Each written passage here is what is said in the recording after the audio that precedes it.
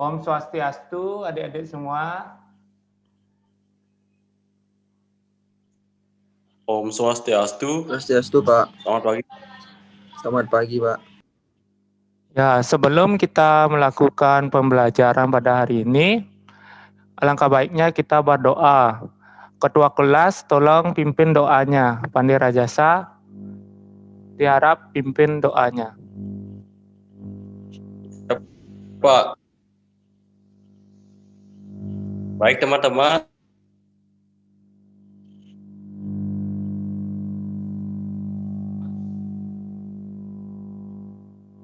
Sebelum kita melaksanakan pembelajaran,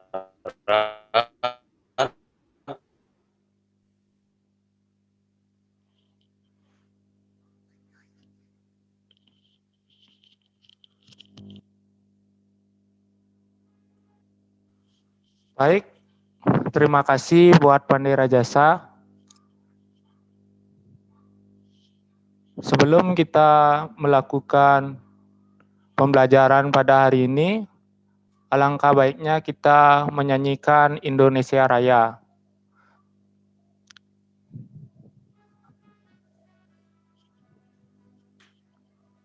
Ayo adik-adik semuanya, tolong diikuti bernyanyinya. baik Pak.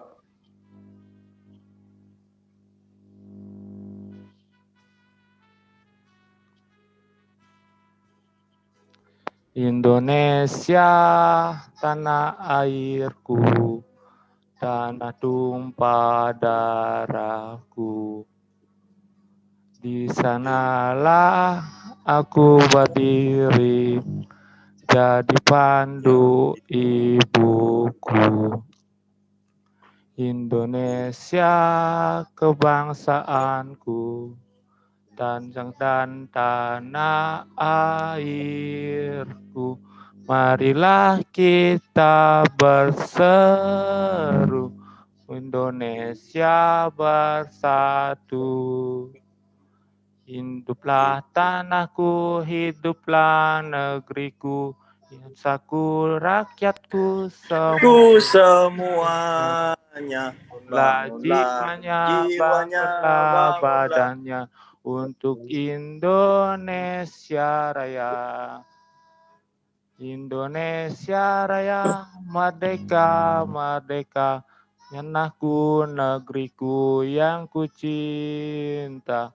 Indonesia Raya, merdeka, merdeka, hiduplah Indonesia Raya.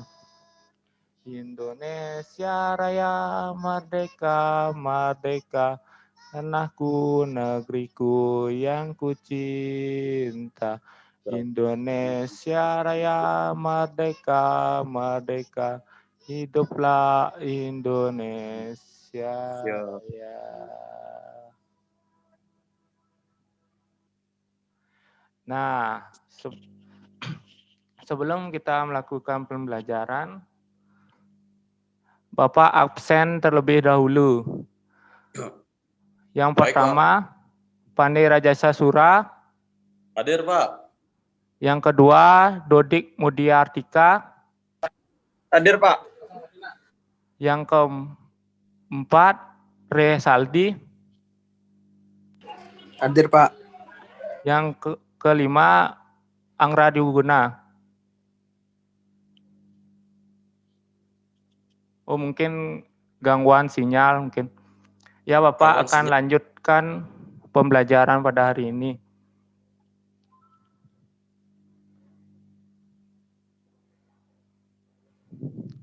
Nah, pembelajaran pada hari ini adalah tema 1, selamatkan makhluk hidup, subtema 1, sumber tumbuhan sahabat kita.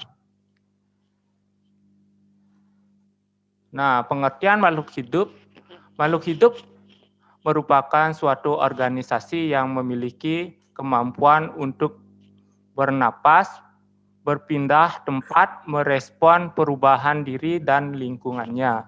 Makhluk hidup terbagi menjadi 3 kelompok yang berbeda, yaitu manusia, hewan, dan tumbuhan. Dari ketiga jenis makhluk hidup tersebut, kehidupan saling berinteraksi satu sama lain. Contohnya adalah manusia selalu membutuhkan makanan yang bersumber dari hewan dan juga tumbuhan. Sementara hewan juga memakan hewan lain atau tumbuhan lain untuk bertahan hidup di lingkungannya. Begitu juga dengan tumbuhan yang memerlukan energi dari alam di sekitarnya dengan cara menghasilkan makanan secara mandiri melalui proses fotosintesis. Jadi buat adik-adik semua, itulah pengertian dari makhluk hidup. Dan Bapak akan lanjutkan kepada pengertian tumbuhan.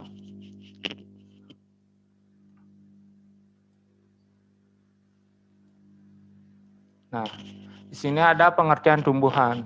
Tumbuhan merupakan salah satu dari klasifikasi makhluk hidup. Tumbuhan memiliki klorofil atau zat hijau daun yang berfungsi sebagai media pencipta makanan dan untuk proses fotosintesis. Dalam ilmu biologi, tumbuhan termasuk organisme yang disebut Regnum Plantae yang merupakan organisasi multiseluler atau terdiri atas banyak sel. Tercatat sekitar 350.000 spesies tumbuhan. Dari jumlah tersebut, 258.650 jenis merupakan tumbuhan berbunga dan 18.000 jenis termasuk tumbuhan lumut. Hampir semua anggota tumbuhan bersifat autotrof dan mendapatkan energi langsung dari cahaya matahari melalui proses fotosintesis. Jadi buat adik-adik semuanya, apakah sudah paham tentang pengertian tumbuhan? Sudah, Pak. Sudah, Pak. Ya, sekarang Bapak akan lanjutkan kepada materi selanjutnya. Nah, Pandai Rajasa, supaya tidak mengantuk, tolong Ya, Pak. dilanjutkan bacanya. Ciri yang sangat mudah dikenali pada tumbuhan adalah warna hijau yang dominan akibat kandungan pigmen klorofil dalam tumbuhan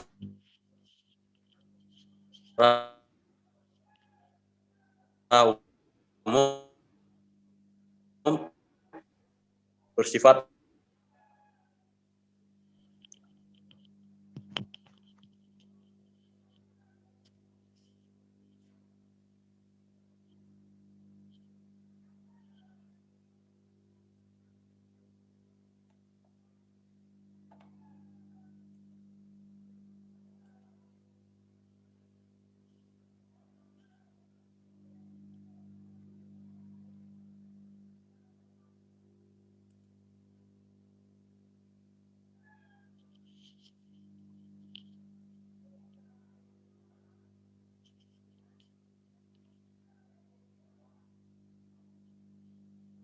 Ya, terima kasih buat Pandai Rajasa Sura.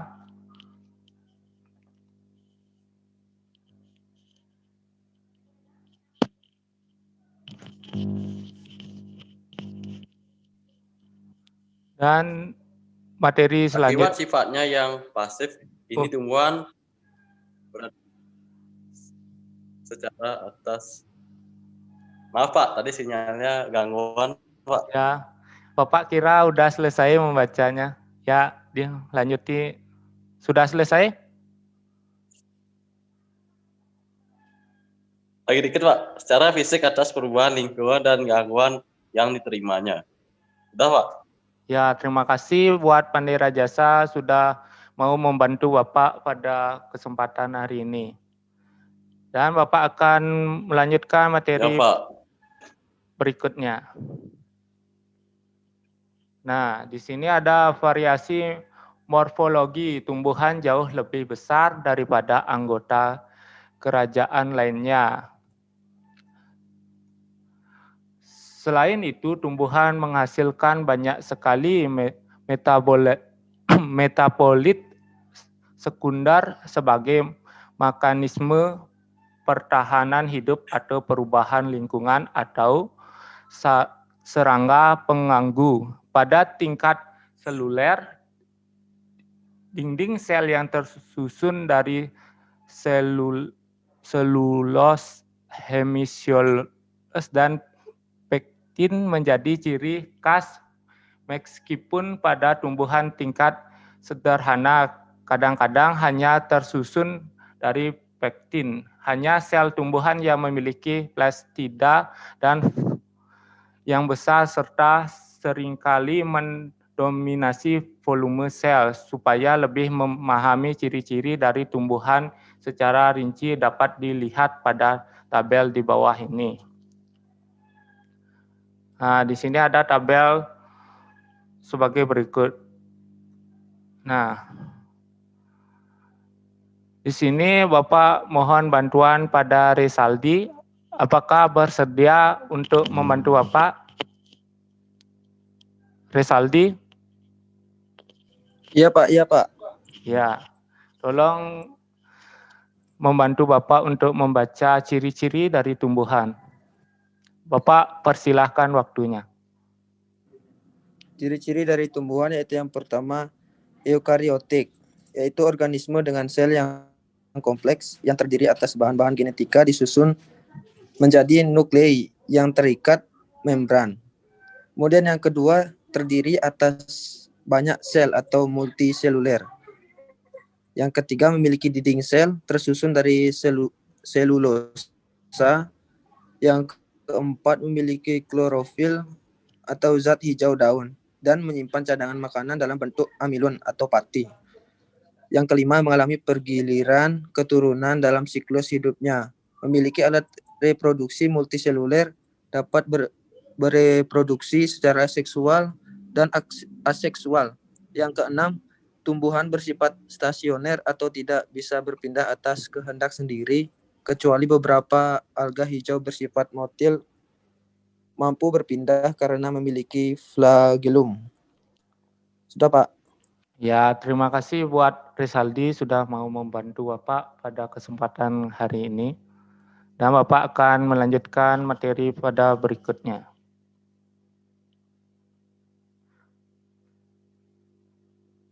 Nah, di sini ada video tentang tumbuhan dari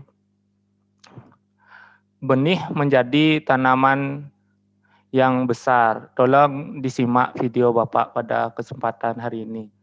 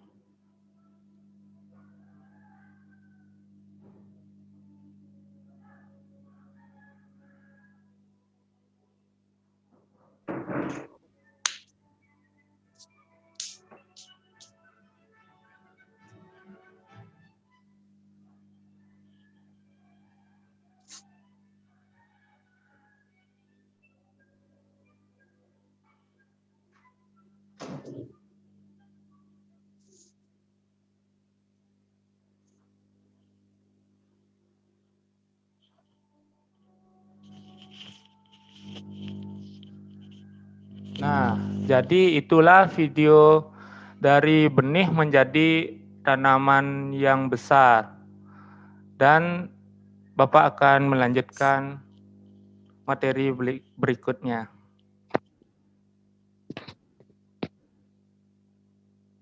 Nah, di sini siapa yang tahu tanaman yang ada di PowerPoint ini? Kangkung Pak. Ya, benar, kangkung. Bayam. Baik. Nah, di sini ada pertanyaan. Kangkung adalah contoh tumbuhan yang banyak dimanfaatkan manusia sebagai siapa yang tahu? Sayuran, Pak.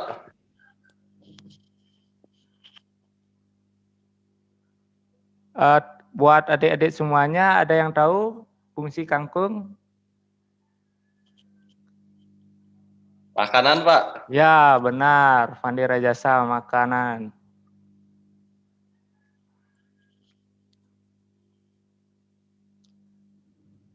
Nah, di sini ada pertanyaan lagi. Tumbuhan yang dapat dimanfaatkan sebagai bahan obat-obatan, contohnya?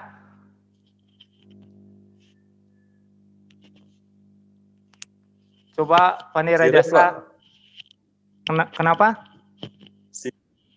Sirih. Ya, selain sirih apa lagi? Kunyit, Pak. Nah, benar, kunyit. Kunyit dan jahe.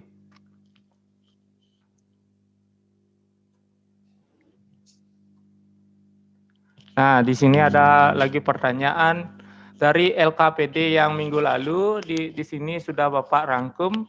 Mari kita sama-sama buat menjawab LKPD yang minggu lalu sudah kita buat bersama-sama.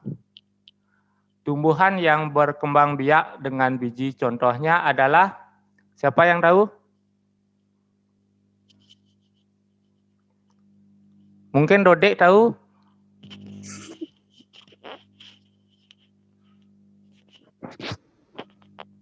Jagung, Pak.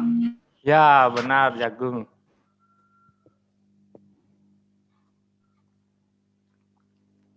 Nah, di sini ada gambar bunga. Bunga apakah ini? Ada yang tahu? Bang Patu, Pak. Ya, kalau di Bali dinamakan bunga apa? Fandi Rajasa? Pucuk bang, Pak. Ya, benar, pucuk bang.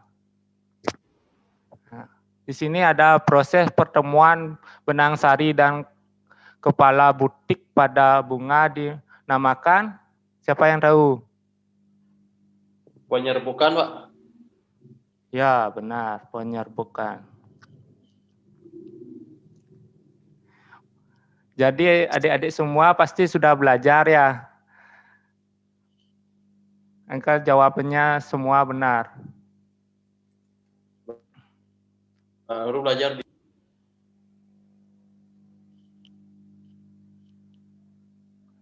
Ya mungkin Saldi gangguan sinyal masuk. Mohon maaf, Pak, sinyalnya jelek, Pak, di sini, Pak. Oh iya ya. Ya enggak apa-apa Resaldi. Nah, di sini siapa yang tahu gambar bunga apa? Resaldi bisa tahu apakah gambar ini? Bunga matahari itu, Pak, ya? Ya, benar bunga matahari. Nah, di sini ada pertanyaan. Sel kelamin jantan pada tumbuhan adalah siapa yang tahu? Tidak hanya manusia aja yang mempunyai sel kelamin, tumbuhan pun juga mempunyai sel. Siapa yang tahu selnya? benang sari, Pak. Ya, Pandi Rajasa selalu benar ini. Pasti sudah belajar. Belum, Pak. Baru belajar dikit, Pak. Nah, di sini ada Pandi Rajasa bisa membantu Bapak untuk membacakannya. Bisa, Pak. Ya, tolong waktunya Bapak dipersilahkan buat Pandi Rajasa. Tolong membantu Bapak untuk membaca. Baik, Pak. Pisang merupakan tumbuhan yang banyak hidup di Indonesia. Hampir setiap daerah di Indonesia bisa ditemuin pohon pisang. Pohon pisang mudah sekali ditanam. Pohon pisang dapat tumbuh di daerah dataran tinggi maupun rendah. Hingga banyak pekarangan di lahan penduduk atau di sawah-sawahnya yang ditanami pohon pisang. Pohon pisang tidak sulit untuk dibudidayakan, karena memang pohon pisang tidak terlalu membutuhkan banyak pupuk. Pohon pisang merupakan tumbuhan yang berkembang biak dengan cara vegetatif. Berkembang biaknya dengan cara tunas. Tunas pohon pisang akan muncul atau tumbuh di sekitar tumbuhan induknya. Tunas-tunas inilah yang akan menjadi tanaman baru dari pohon pisang tersebut. Tunas tersebut bisa dibiarkan hidup di bawah induknya atau juga bisa dipindahkan ke lahan lain jika sudah cukup besar. Pohon pisang merupakan tanaman yang sekali berbuah. Setelah berbuah maka biasanya pohon pisang akan mati. Sudah, Pak? Ya, terima kasih buat Pandai Rajasa. Ya, Pak. Ya, di sini ada pertanyaan lagi. Ide pokok dari paragraf pertama adalah,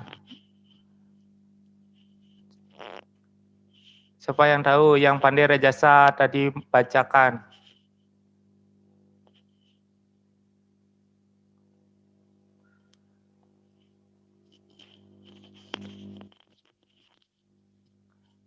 Ya, Bapak langsung. Definisi dari Kenapa Pandai Rajasa?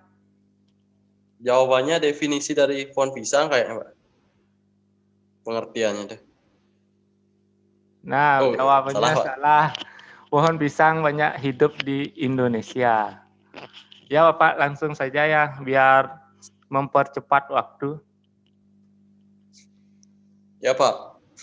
Nah, di sini ada ide pokok dari paragraf yang kedua.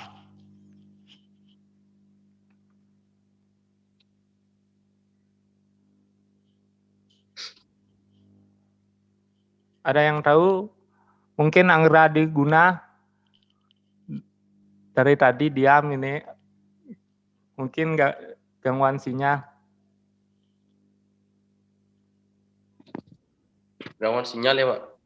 Ya, mungkin.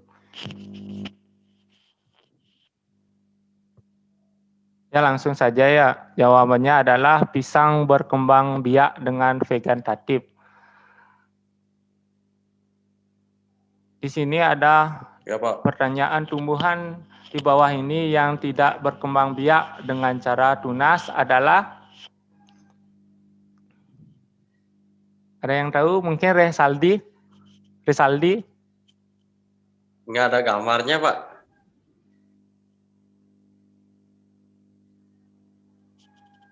Mungkin Dodek tahu jawabannya? Dodek keluar kayaknya, Pak.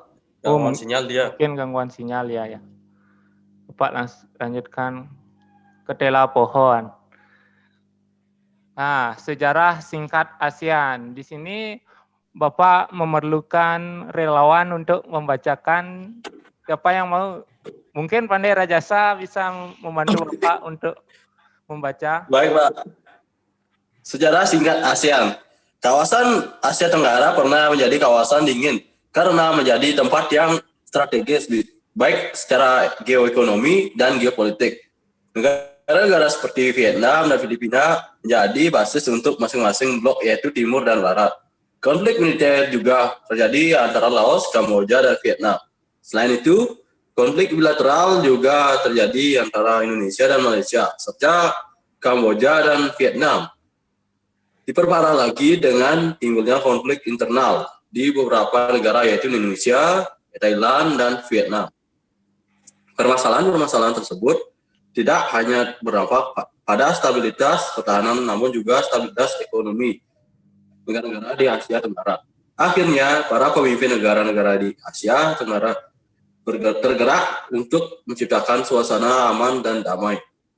Hingga pada tanggal 28 Agustus 1967 di Bangkok, Thailand, ditandatanganilah deklarasi ASEAN dengan sebutan Deklarasi Bangkok. Pada awalnya hanya 5 negara yang tergabung, namun sampai hari ini jumlah anggota ASEAN adalah 10 negara. Sudah, Pak? Ya, terima kasih buat Pandai Rajasa. Sama-sama, Pak. Ya, Bapak akan lanjutkan. Di sini ada pertanyaan. ASEAN merupakan organisasi dari negara di kawasan Siapa yang tahu? Anggra Diguna? Mungkin tahu jawabannya? Dodik? Ya Pak. Ya Pak. ASEAN merupakan organisasi dari negara di kawasan apa? Siapa yang tahu? Anggra Diguna? Dodik mungkin tahu? Asia Tenggara, Pak. Ya, ASEAN merupakan organisasi dari negara di kawasan, yaitu di ASEAN apa ya? ASEAN Tenggara. ya, Asia Tenggara, Pak. ya benar, ASEAN Tenggara. Nah, siapa yang tahu bendera ini? Bendera di atas merupakan dari negara. Saya. Siapa? Anggra Diguna? Ya Pak. Bendera Kalau apa? nggak salah ini bendera Thailand. Bendera jasa, tahu bendera apa ini? Ya, Thailand, Pak. benar semua. Ya, Bapak akan lanjutkan mempersingkat waktu pada hari ini. Nah, salah satu landasan berdirinya ASEAN adalah siapa yang tahu?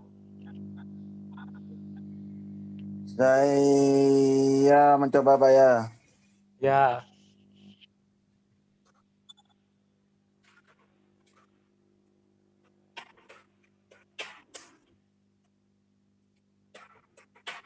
Saya tahu Pak. Saya mau coba menjawab, Pak. ya apa Dodik? Kesamaan letak geografis. Ada yang lain? Siapa yang tahu? Saya Pak. Ya, apa? Anggra Diguna? Kesamaan jumlah penduduk negara. A. Mungkin bendera jasa? Sama, Pak. D, Pak. Kesamaan letak geografis, Pak. Ya, Sama kayak Dodik. jawabannya benar. Nah, jadi pada salah tadi Pak ya. kesempatan hari ini, materi pada hari ini sudah selesai dan Bapak akan akhiri pada kesempatan kali ini. Ketua kelas, tolong memimpin doa terlebih dahulu untuk menyelesaikan pembelajaran pada hari ini. Bapak persilahkan kepada Ketua kelas Baik, Pak. Bendera Jasa. Baik, teman-teman. Sebelum mengakhiri pembelajaran hari ini, kita alangkah baiknya berdoa terlebih dahulu untuk memohon keselamatan kepada Tuhan. Berdoa dimulai.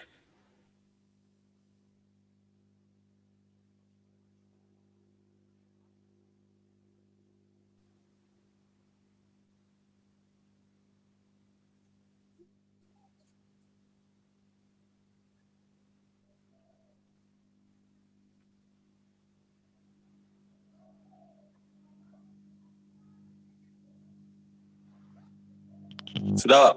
Ya, terima kasih buat Bendera Jasa Sura. Nah, jadi LKPD yang minggu lalu sudah Bapak koreksi, jawabannya sudah memuaskan. Nanti pertanyaan PR berikutnya Bapak akan share di grup WA. Dan sekarang pembelajaran pada hari ini sudah berakhir dan Bapak persilahkan buat kalian makan atau beraktivitas seperti biasanya. Sekian dan terima kasih. Om Santi Om. Om Santi. Om.